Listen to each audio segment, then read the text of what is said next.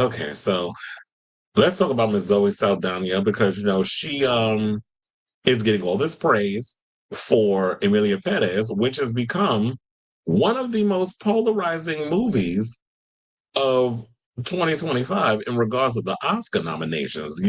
There's members of the trans community and there's members of GLAAD that are upset that they feel like this movie is taking us back, or taking trans people back decades over their portrayal of, you have this person who starts out as a man who was in the mob, and then all of a sudden they go and transition to become a woman, and they feel like they're to escape their past. But I think that thematically, if you can get through the muck and the telenovela melodrama of it all, to me, I feel like if you always felt that you were a trans woman, but you couldn't live your life because you were a man and you had to be a certain way to get things going in the world and to leave that world behind. Now you feel like you're at a point in your life where you could transition to become the woman you intended to be. But the overall arc of the film is, regardless of what you do, if you change your gender, you cannot escape your past. It doesn't matter. Your past will come back to haunt you, especially when you've had a career of doing deplorable things to people. So that's what I took from it, even though the movie was not that good. That penis to vagina song is still in my head, and how the band singing it, so penis to vagina, that the band singing with that. But look, so Zoe Saldana is one of the women that's getting Best Supporting Actress nominations, getting a lot of praise. But an old film that she did where she played Nina Simone, which you see on the right, has come back to haunt her. And apparently, people wanted to take to social media to remind her of this movie, which I never saw. I didn't even know the Nina Simone movie even came out. I thought they permanently shelved it or something. But apparently, it was released. So after over 2 decades in the business, Saldana received her first Oscar nomination on January 23rd for Best Supporting Actress in the Netflix film Emilia Perez. However, that celebration was short-lived when a few days later, unforgiving critics reminded their social media peers, online trolls that always want to play into that. The things you did in the past, we still haven't moved on. You did. You just wanted to bring it up just because y'all want attention and clout on social media. So let's give it to you. In the words of my girl, Jasmine Kennedy, here's your moment. Have it. So they said that Unforgiving critics reminded their social media peers in the controversial moment when Saldana portrayed American singer and civil rights activist Nina Simone in the 2016 biopic Nina. Now, in the film, Saldana, whose complexion is several shades lighter than Simone's, wore dark foundation and body makeup to match the singer's deep skin tone. She completed the look with a shortcut wig and prosthetic nose. This move caused much anger among fans who believe the role should have gone to a darker skinned actress, especially because Simone was very vocal about her struggles as a darker skinned woman. Simone's daughter, Lisa Simone Kelly, also weighed in on the decision to cast Saldana as the beloved songwriter, saying, quote, there are many superb actresses of color who could more adequately represent my mother and could bring her to the screen with the proper script, the proper team, and a sense of wanting to bring the truth of my mother's journey to the masses. This is what she said this is what she told Time. And Nina, in my opinion, doesn't do any of that. Now, though Kelly was clear to say that she did not hold ill will towards Saldana and found it unfortunate that the actress was being attacked when the filmmakers were truly to blame. And this is what I keep saying to people. Why do y'all always go after the actors? It's not their fault. They're just there to do a role. And so Zoe, who was in her 40s, I'm sure she grew up listening to Nina Simone. That was before her time, but that was like music our parents was listening to. My parents was listening to Nina Simone, and I was growing up hearing that. She wasn't of my time, but it's like, yeah, when you're a kid, you listen to what your parents listen to, especially when your parents are boomers. So I totally see that for her. It's an honor for her to play that role because she's probably thinking Oscar and they're going to take me seriously as an actress and all this other stuff. So it's a challenge for her to want to play this part. So I don't necessarily think we should blame her, but people are quick to blame celebrities because they're the ones you see on the screen. When you should blame the casting director for thinking that this was a great idea, you should thank the filmmaker or blame the filmmakers who felt like the only way that their movie is going to get made is if you get us Zoe Saldana to play the part. Especially because, yeah, Zoe was a big star at the time. She was doing a lot of big movies. She was in um, Guardians of the Galaxy. She had done Columbiana. She had done a lot of big movies. So she's been around for a minute. And at the end of the day, they're all about let's get a name. But we got to get butts in seats. So we got to get a name. It's not about whether or not the chick is even of the hue. And when you look at Zoe, she is a woman of color, whether y'all want to think about it or not. She is Dominican, Puerto Rican, and Haitian. So she got black up in her, and she identifies as a black woman at the end of the day. So I totally understand that. But I do agree, like the whole thing of where y'all pick her, but then y'all want to been able that horrible ass cakey foundation. Y'all should have this point you should have just got yourselves a damn drag queen. Or maybe what you should have did, if you want to get a good hue, a darkness, you should have hired RuPaul's makeup artist, Raven, to beat her face. At least you would have got some convincing blackface. So now, one day after Saldana's Oscar nomination was announced, celebrity celebrations derailed as Twitter users resurfaced Saldana's poor choice in accepting the role as Nina Simone. Zoe's performance has the most give me an Oscar energy, and for that reason, I hope she doesn't get one. LOL. I'm still mad about Nina, I suppose, but child, you need to go outside and touch fucking grass. And that's what you're thinking about. And yeah, so let me see. This is the picture. Hold on, because this, no shade, but this looks really bad. This definitely looks really bad here. I was like, what is that? And how does that translate on screen? Another person said, can't believe she still has a career, to be honest. This was crazy. Days later, another Twitter user shared side by side of Saldana in character versus in real life. Well, I just showed y'all that picture where I had on my previous post. Then they wrote, WTF do you mean Zoe Saldana wore a prosthetic nose and painted herself darker to play as Nina Simone? The fuck? Boo everyone who that's responsible for this. Well, first of all, how do you say and painted herself? She didn't paint herself.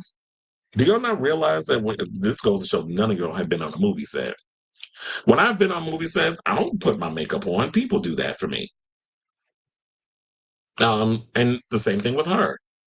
And I guarantee you, well, I don't know if I could necessarily say I guarantee because I don't know. But for the most part, there have been overall complaints that there aren't any black makeup artists that are on a lot of these sets when it comes down to it. So I would not be surprised if they had white crew members behind the scenes, especially a white makeup artist who was putting dark foundation on her. And she's trusting them, thinking, "Oh, it's gonna read different on camera." Oh, child, it definitely reads dark. I mean, reads different on camera. Like they got you out here looking like you literally. It's giving Soul Man tease.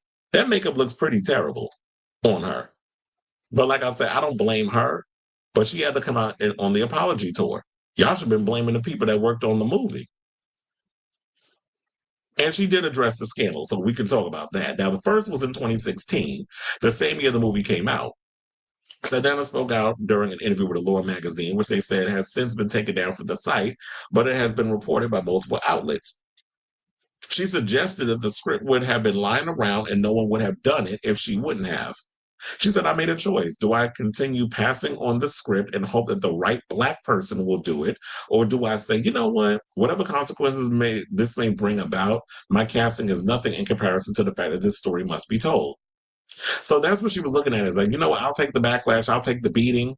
But at the end of the day, Nina Simone's story, because she was such an icon in music, this story needs to be told. Now, I haven't seen the film, so I don't know if they address her overall feelings regarding her features, her broad nose, and her skin tone, which, especially in Hollywood, when it comes down to colorism and featureism, these are things that people don't want to talk about. But it is an issue, especially when you're a person of color. How they love to bring that up and throw it in your face. So I don't know if that was addressed in the film. And hopefully, if this is something you want to tell it, you'll be able to embrace it and show, like, you know, at the end of the day, I'm a beautiful black woman. And you want to, well, or as Maya Angelou would say, I'm a phenomenal woman. A phenomenal woman is you. But you know what? If that movie wouldn't have got made at the time, we could have waited down the road. We could have got Viola Davis to possibly play Nina Simone. And that would have been a good casting choice. Or some other actress. But we know, like in 2016, there wasn't really they weren't really looking at black actors like that. We still got a long way to go with that. in that situation. Now, speaking to the issues people have with her as a light skinned woman playing someone of a darker complexion, she said the following: "There is no one way to be black. I'm black the way I know how to be. You have no idea who I am. I am black. I am raising black men. Don't you ever think you can look at me and address me with such disdain." Now, as I told you before, she is Dominican, Puerto Rican, and Haitian. She also hit back at those who felt she was disrespecting Simone by getting a prosthetic nose to play the role. She said, "I never saw her as unattractive. Nina looks like half my family. But if you think the prosthetic nose I wore was unattractive, then maybe you need to ask yourself, what do you consider beautiful? Do you consider a thinner nose beautiful? So the wider you get, the more insulted you become?" Now, in 2020, Saldana reflected on her decision to play the young, gifted, and Black singer once more and seemingly had a more remorseful response and said, "I should have never played Nina." This is what she said in an interview with Stephen Canals, who you know, or maybe you don't know, but I'm going to tell you, he actually is one of the co creators behind Pose. I actually have that interview from the Instagram where it was like they did it with Bessie, I think it's called Bese, and she sat down with Stephen Canals and they talked about it. And I have it linked on my website if y'all want to check that out. Or you can just go over to Bese on Instagram and watch the whole video.